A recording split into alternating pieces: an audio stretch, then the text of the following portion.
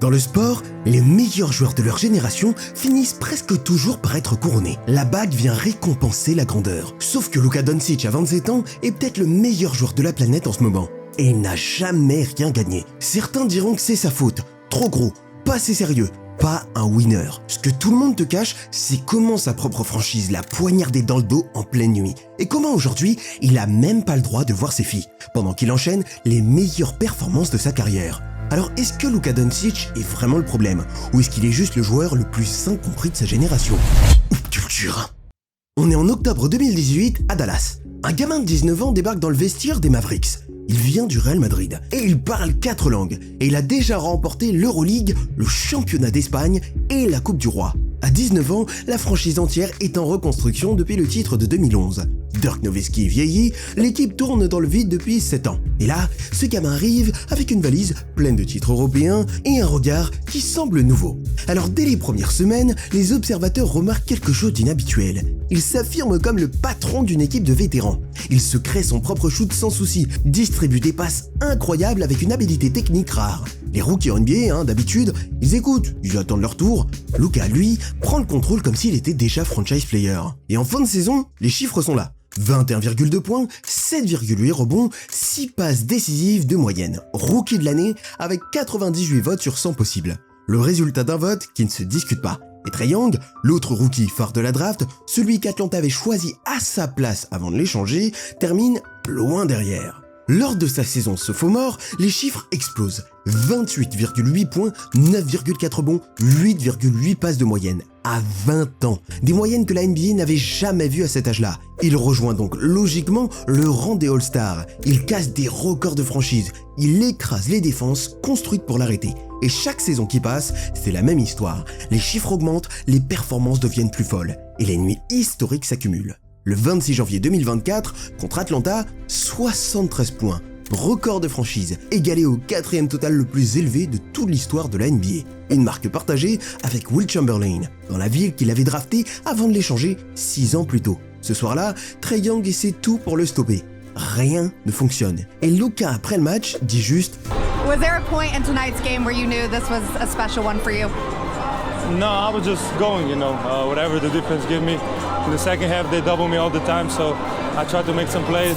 Then sometimes I would just break the double. Dallas a donc parié et s'est construit uniquement autour du prodige. Le recrutement de Kyrie Irving pour Luka, Klay Thompson ensuite pour Luka, Derek Lively, P.J. Washington, Daniel Gafford, tout cela pour une seule raison. Et en 2024, tout ce travail converge vers quelque chose de grand.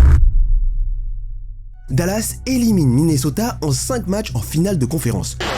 Doncic maneuvers for the lead. Got it! What a shot! Luka termine la série avec 32,4 points, 9,6 rebonds et 8,4 passes de moyenne. Il est désigné MVP des finales de conférence, une distinction honorifique attribuée par les médias. Pour la première fois depuis le titre de 2011, les Mavericks sont en finale NBA, face aux Celtics de Boston, la meilleure équipe de la saison régulière, favorite de tout le monde. Game 1 à Boston, Boston gagne. L'avantage du terrain confirme la hiérarchie. Game 2, encore Boston, 2-0. L'American Airlines Center commence à craindre le pire. Game 3 Dallas, les Mavericks poussent, le public pousse, mais Boston tient. 106-99. 3-0, un sweep se dessine. Et là, quelque chose se produit. Game 4 à Dallas, les Mavericks explosent. 122-84. Un blowout historique, le 3e plus grand écart de l'histoire des finales. Luka et Kyrie Irving ensemble sur le parquet deviennent inarrêtables. Le public de Dallas y croit à nouveau. Game 5 à Boston, les Celtics referment la porte. What a season he's had. Brown goes inside. Oh, what a slam from Jaylen Brown. 106-88. La bague reste à Boston. Mais personne ne panique vraiment, parce que Luka a 25 ans. La franchise est solide. Tout le monde à Dallas se dit la même chose. C'est pour l'année prochaine. Enfin, ça, c'est ce que tout le monde pensait. Parce que voilà, il y a un truc que Luka Doncic n'arrive pas à résoudre. Les playoffs. Et aucunement les performances individuelles. Elles sont totalement là. Et elles ont toujours été là pour Luka. En 2020, dans la bulle d'Orlando, il inscrit 43 points, 17 rebonds et 13 passes décisives sur une cheville foulée. Sans oublier le step back à la dernière seconde de la prolongation pour sceller la victoire. Doncic pulls up, three-pointer. Bang! Bang! It's good! Doncic wins the game! game at the buzzer. Mais malgré tout ça, Dallas perd la série, éliminé au premier tour par les Clippers. En 2021, même adversaire, même scénario. Luka sort une nuit à 42 points, 8 rebonds, 14 passes en Game 5 pour prendre l'avantage dans la série. Dallas était à une victoire d'un deuxième tour. Et Dallas perd à nouveau au premier tour. 2 ans de suite, premier tour face aux mêmes Clippers. Luka donne tout à chaque fois, les chiffres le prouvent. Sur l'ensemble de ses confrontations en play-off contre Los Angeles, il tourne à 32,4 points, 9,5 passes et 8,8 rebonds de moyenne. C'est historique. Mais Dallas ne gagne pas. Et quand une équipe perd malgré ces chiffres-là, les regards se tournent forcément vers autre chose. Son corps. En décembre 2021, une chaîne nationale diffuse un match des Mavericks. Les commentateurs passent une bonne partie de la soirée d'ailleurs à parler non pas du jeu de Luka, mais de son poids. Reggie Miller, en direct sur TNT, dit qu'il se traîne sur le terrain. Après le match, les journalistes questionnent Luka là-dessus. Yeah, I think that's my thing, you know. People can talk about it, yes or no, but I know I gotta do better. You know, I had a long summer, I think I relaxed a little bit. C'est la première fois qu'il le dit publiquement. Mais dans les coulisses de Dallas, ça fait des mois que ça circule. Selon ESPN, Luka arrive au training camp à plus de 120 kg pour la 2e saison consécutive. Son poids officiel affiché est 104 kg. Et cette critique-là, elle ne lâche plus. Chaque été, la même question revient. Est-ce qu'il a travaillé? Est-ce qu'il est en forme? Chaque saison, on repart sur les mêmes débats. Luka répond sur le terrain avec des performances de dingue, mais à chaque fois qu'il se blesse, à chaque fois que Dallas sort en play-off, le physique revient dans la conversation. Et dans le bureau de Nico Harrison, le GM des Mavericks, ces conversations commencent, franchement, à prendre une tournure différente. L'été 2025 approche. Luka va être éligible au Supermax, un contrat à 345 millions de dollars, la plus grande prolongation de l'histoire de la franchise. Et Harrison commence à se poser une question simple. Est-ce qu'on signe pour 345 millions un homme dont on doute de la condition physique? Et il va pas lui poser la question directement. Il va prendre une toute autre décision. Le 7 janvier 2025 à Dallas, Nico Harrison invite Rob Pelinka, le GM des Lakers, pour un café dans le lobby de l'hôtel Crescencourt, à 2 pas de l'American Airlines Center. Pelinka croit d'abord à une discussion ordinaire entre 2 vieux amis de l'industrie. Il sait pas encore que cette conversation va changer l'histoire de la NBA. Ce que Harrison a décidé, c'est simple. Il veut trader Luka Doncic. Et pas parce que Luka Doncic a demandé un trade de son côté. Luka anticipait lui-même de signer le Supermax cet été. Il avait d'ailleurs même commencé à chercher une nouvelle maison à Dallas. Il pensait passer sa carrière entière là-bas. Mais Harrison, lui, avait d'autres doutes. La frustration en interne sur les habitudes de Luka était bien connue dans les cercles de la ligue. Son poids avait encore grimpé jusqu'à 120 kg pendant sa blessure. Les Mavericks avaient même viré son staff médical personnel. Des gens avec qui Luka avait construit une relation de confiance depuis des années. Sa réaction, il se débarrasse de tout le monde que j'aime. Et le vrai changement de fond, c'est que Mark Cuban avait vendu sa part majoritaire de la franchise à la famille Adelson fin 2023. Cuban avait développé un lien fort avec Luka depuis le début. Il avait même dit un jour, si je dois choisir entre ma femme et garder Luka, retrouve-moi chez mon avocat.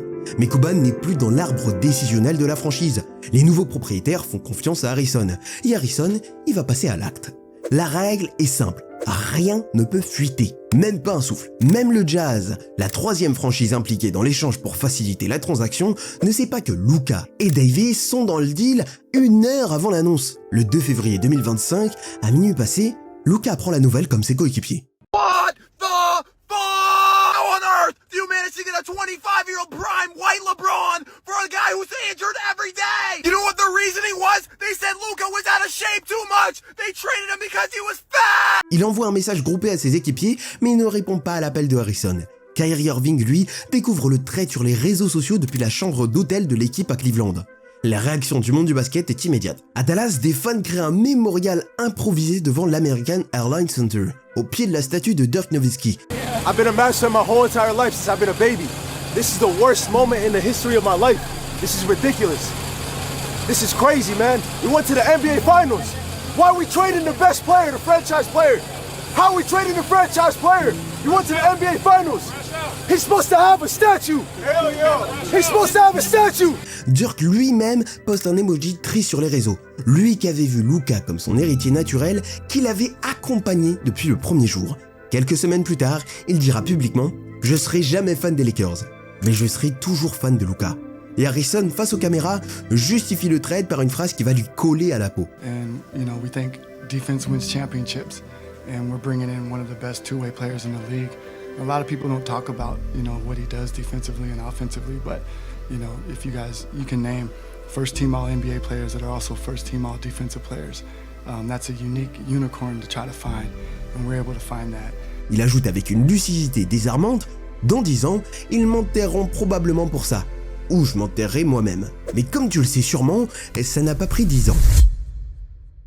Luka devait donc tout reprendre à zéro dans une nouvelle ville, piqué dans son orgueil avec une seule chose en tête, prouver que Dallas avait tort. Et en fait, il y a des mecs qui regardent cette vidéo et qui ont exactement cette énergie-là. Ils savent qu'ils sont faits pour vivre du basket, pas forcément en jouant. Moi-même, je gagne ma vie grâce au basket sans avoir jamais été pro. Mais leur chaîne stagne à 200 abonnés depuis des mois. Et chaque lundi, ils retournent dans un taf alimentaire en se disant que ça devrait pas être leur vie. C'est exactement tous ces problèmes-là que je règle avec mon accompagnement. Je travaille en direct avec toi sur 2 mois pour construire une stratégie qui fait décoller ta chaîne et t'ouvre des portes concrètes autour de ton basket. C'est moi directement, il n'y a pas d'équipe derrière.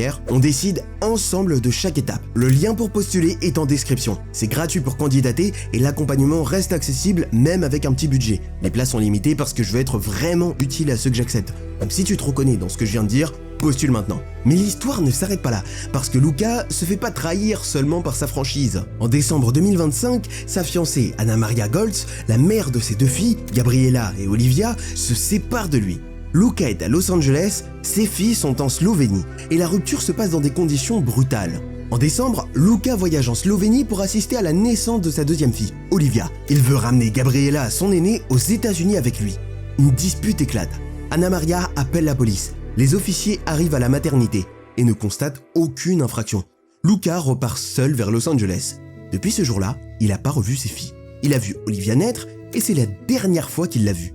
Luka dépose une demande en urgence devant les tribunaux slovènes pour obtenir le droit de voir ses enfants. Dans une déclaration publique, il dit simplement « J'aime mes filles plus que tout. Tout ce que je fais, c'est pour leur bonheur. » Un homme tradé sans avoir rien demandé, envoyé dans une nouvelle ville, séparé de ses enfants qu'il ne peut pas voir, en plein milieu d'une saison NBA. Et chaque soir, il faut qu'il rentre sur le terrain et performe.